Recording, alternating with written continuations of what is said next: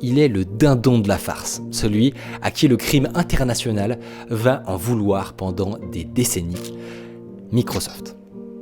Les semaines qui précèdent le 7 juin, Microsoft était au plus mal. En mai 2021, une énième opération ratée l'avait cloué au sol. Count me out as 000.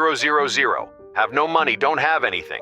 I don't know what to do with myself. Ses créanciers le menaçaient de mort, et avec le stress, sa peau était couverte d'éruptions cutanées.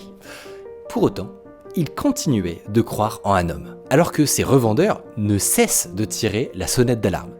Ils géraient chacun des portefeuilles de centaines de clients, et dans leur scope, le nombre d'incidents était effarant.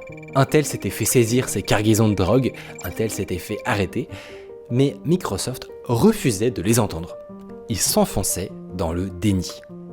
Pour citer Microsoft, c'était tous des crétins. Un tel parlait avec les gars du gouvernement, il faisait cela, c'était sa faute et ça n'avait rien à voir avec un homme. Tout ce qui est arrivé à Microsoft pendant cette opération, c'était de la faute de quelqu'un d'autre. Finalement, le 7 juin, il découvre la vérité nue. Un homme était la cause de tous ces malheurs. Le laboratoire détruit, les cargaisons interceptées, les perquisitions, tout ça, c'était à cause de cette foutue messagerie dont il était le premier ambassadeur. Il s'était fait avoir de bout en bout. Mais pour lui, le pire était encore à venir. Parce que lors d'une conférence de presse diffusée en live sur Internet, les Américains affichent sa tête et promettent 5 millions de dollars pour sa capture. Pendant 2 ans, on n'entend plus parler de Microsoft. Mais en 2023, un journaliste australien découvre qu'il se cache toujours à Istanbul.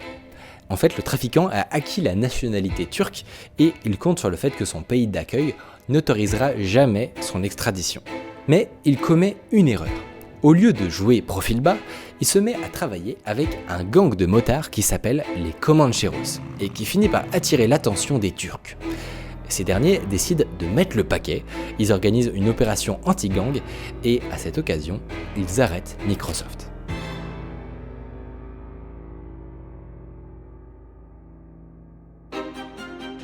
I'm joined by the Minister for Home Affairs, Karen Andrews, and also by the Commissioner of the Australian Federal Police. This is a watershed moment in global law enforcement history. Si on regarde les arrestations du jour J,